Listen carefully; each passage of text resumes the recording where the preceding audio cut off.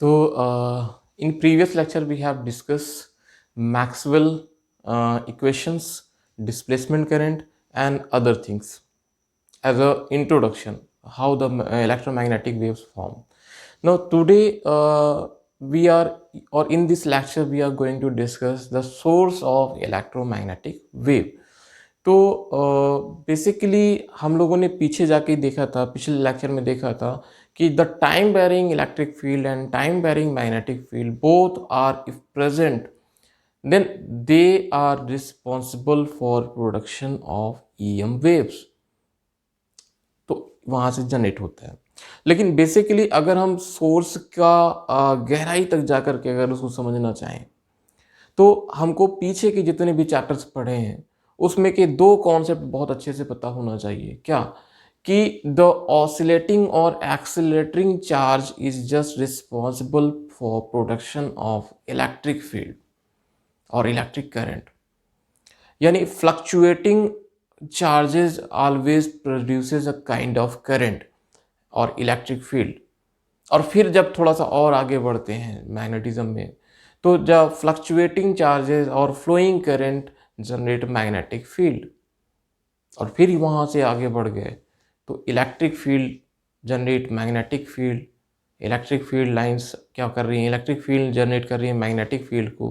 Time varying electric field produces time varying magnetic field. तो both are fluctuating, electric field producing magnetic field, magnetic field producing electric field, दोनों एक दूसरे से। ये हम लगातार इसको पढ़ते चले आए। तो हो गया काम, यही तो है ना कि electric field generate magnetic field, magnetic field generate electric field.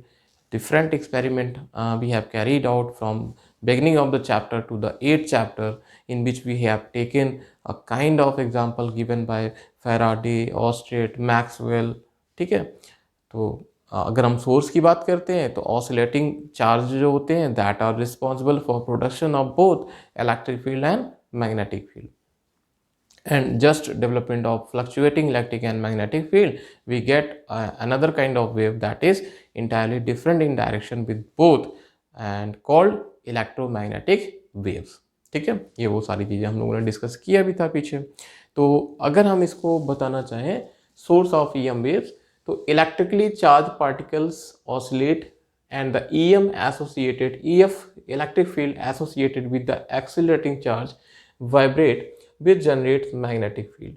These both vibrating electric and magnetic field will give rise to the EM waves. तो basically only accelerated charge will produce EM। Charges अगर accelerate नहीं करेंगे तो आपका electric field generate नहीं होगा, electric field नहीं होगा तो मैग्नेटिक फील्ड नहीं होगा, फिर EM वेव भी नहीं होगा, है कि नहीं। चलिए अब आते हैं हम लोग नेचर ऑफ EM वेव्स। तो अगर हम चूँकि हर एक वेव्स का अपना एक नेचर होता है, wave travels as a form of mechanical form में ट्रैवल करता है। अब वेव्स हमारी दो ही तरह की होती हैं, लॉन्गिट्यूडनल या ट्रांसवर्स। अब ये हम लोग क्लास 11 में भी पढ़ के आए हैं कि लॉन्गिट्यूडनल वेव्स क्या होती हैं, ट्रांसवर्स वेव क्या होती हैं। खैर एनीवे मैं बता देता हूँ कि जैसे आप क्या करते हैं, मैकेनिकल वेव्स की बात करते हैं या लॉन्गिट्यूडनल वेव्स की बात करते हैं, तो अगर हम कहते हैं कि ट्रांसवर्स नेचर ऑफ वेव होती हैं इलेक्ट्रोमैग्नेटिक वेव, तो इसका मतलब है कि ट्रांसवर्स नेचर पहले समझ लीजिए क्या होता है कि when we see the oscillation of the particle just perpendicular to the direction of the propagation of the wave. ठीक है, पार्टिकल का ऑसिलेशन क्या होता है, परपेंडिकुलर होता है, ऊपर नीचे होता है। वेव ऐसे ऐसे प्रोपोगेट कर रही है, पार्टिकल ऐसे ऐसे ऑसिलेट कर रहा है, but they do not leave their position, अपनी पोजीशन को चेंज नहीं कर रहे हैं। तो वो क्या होता है, ट्रांसवर्स नेचर होता है। और बेसिकली यही तो मिल रहा है, electric and magnetic field both are perpendicular to the direction of the propagation of the wave. And wave जो प्रोपोगेट होकर के आगे की तरफ बढ़ रही है, EM वेव्स हो गया। तो EM वेव्स प्रोपोगेट आगे की तरफ कर रही है, और आपका electric field and magnetic field component दोनों क्या है, परपेंडिकुलर है। So that's why we can say electromagnetic waves are in transverse in nature. Now जब हम waves की बात करते हैं तो definitely we have to use the equation of wave for representing the nature and propagation. तो waves तो हमारी इलेक्ट्रिक फील्ड की भी वेव्स जनरेट हो रही है, मैग्नेटिक फील्ड की भी वेव जनरेट हो रही है, और एक्स एक्सिस में हमारा direction of propagation of wave जो हो रहा है दैट इज इलेक्ट्रोमैग्नेटिक वेव्स। फिर से आप समझिए कि इलेक्ट्रिक फील्ड या इलेक्ट्रिक फील्ड लाइंस की वजह से जो वेव जनरेट हो रही है उसको हम इलेक्ट्रिक फील्ड वेव्स बोलेंगे। मैग्नेटिक फील्ड वेव्स क्या हो रही है, just because of the presence of magnetic field component की वजह से जनरेट हो रही है। Time varying magnetic field is responsible for production of the magnetic fields और magnetic waves. And x axis में जो हमारी वेव जा रही है that is the propagation of the electromagnetic waves. तो अगर इसको हम क्या करना चाहें as a form of waves equation में रिप्रेजेंट करें, तो हम लोगों ने पीछे भी क्लास 11 में भी पढ़ा है y is equal to a sine omega t minus k x, representation of a wave को किस तरह से हम प्रोपोगेट करते हैं। तो कोई भी प्रोग्रेसिव वेव इक्वेशन होता है तो उसका हम क्या करते हैं, एक इक्वेशन में तब्दील करते हैं और उस इक्वेशन के फॉर्म में हम उसको लिखते हैं। तो यहाँ पे दो वेव आपकी जनरेट हो रही हैं, एक आपकी इलेक्ट्रिक फील्ड, दूसरी आपकी magnetic field. And just because of the magnetic and electric field a third kind of wave that is propagating, वो वेव हमारी क्या कर रही है, कंबाइंडली प्रोपोगेट कर रही है with taking the component of electric and magnetic field that is nothing but electromagnetic wave. तो अगर इसको हम इलेक्ट्रिक फील्ड की वेव को दिखाना चाहें, मैग्नेटिक फील्ड की वेव को दिखाना चाहें and propagation of a wave along X axis भी दिखाना चाहें, तो as a form of equation we can show it as for electric field E Y is equal to E naught sine K X minus omega T. यहाँ पे E Y क्या है, electric field along Y axis, हमारा electric field Y axis में ही होता है। And X क्या है, direction of propagation of wave, x में हमारी क्या इलेक्ट्रोमैग्नेटिक वेव पास कर रही है। तो similarly we can show the magnetic field component B X is equal to B naught sine omega T K X minus omega T. यहाँ पर भी क्या हो रहा है, सेम थिंग, आप मैग्नेटिक फील्ड कंपोनेंट भी मिल रहा है। तो these are the mathematical representation of electromagnetic wave in terms of electric and magnetic field component. अभी रिजल्टेंट निकालना आपको है, तो रिजल्टेंट बेस का हम क्या कर सकते हैं, जो जैसे क्लास 12 में किया था हम लोग प्लेन प्रोग्रेसिव वेव का डिस्प्लेसमेंट इक्वेशन जो फाइंड आउट करते हैं वैसे कर सकते हैं। No, next topic is energy of EM waves. अब किसी भी ईएम वेव की एनर्जी क्या होती है, it is just sum of the electric field energy and magnetic field energy. तो वो चूंकि वो जब चल रहा है, आगे की तरफ चल रहा है, तो is collectively taken with the help of the electric field and magnetic field. तो हम लोग को क्या करना है, अगर किसी भी ईएम वेव की एनर्जी निकालनी है, तो EM wave is just made up of electric field wave and magnetic field wave. तो combinedly we will take in out the sum of the energy of the electric field and magnetic field. ये भी हम लोगों ने electric field या पहले chapter में पढ़ा था, तो हम लोगों ने निकाला था electric energy and magnetic energy. तो हम लोग क्या करते हैं, बस वही दोनों एनर्जी को क्या कर लेंगे, जोड़ देंगे एंड जोड़ करके क्या करेंगे, वी विल को relate with the speed of light, because light electromagnetic wave are generally speed of light, light की वेव फॉर्म में चल रही है। तो अभी देखिए सम ऑफ एनर्जी ऐसे ही हमने जोड़ लिया, half F E square epsilon naught, ये हम लोगों ने कैलकुलेट किया था, and half B square mu naught होता है। अब ईएम वेव जो होती हैं ये क्या होती है, स्पीड ऑफ लाइट, जैसा अभी अभी हमने बताया आपको, इसका होता है c is equal to E by B, क्योंकि e and b both are perpendicular to each other, electromagnetic wave इसके थ्रू निकल रही है। तो b इज इक्वल टू क्या लिख सकते हैं, e अपॉन c लिख देते हैं। अभी यहाँ पे b बराबर बस चेंज करना है, ये इतना पड़ा रहने दीजिए, इस टर्म में b की वैल्यू आप ये रख दीजिए, तो ये टर्म भी कन्वर्ट हो जाएगा इस टर्म में, and we will add it as e transverse जो निकलेगा, it will nothing but just equal to e square epsilon naught. This is the energy linked with the electromagnetic waves. आप चाहें तो मेरी राइटिंग सही है बोर्ड पे, आप स्क्रीनशॉट ले लेंगे तो आपको पता रहेगा कि कितनी चीज़ें पड़ी। अच्छा फटाफट आप स्क्रीनशॉट ले लीजिए, मैं हट जाता हूँ, मेरा मत लीजिए।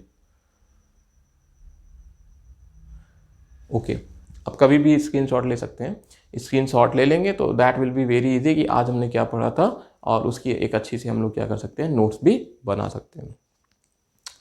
अब हम लोग आते हैं क्या, इलेक्ट्रोमैग्नेटिक स्पेक्ट्रम में।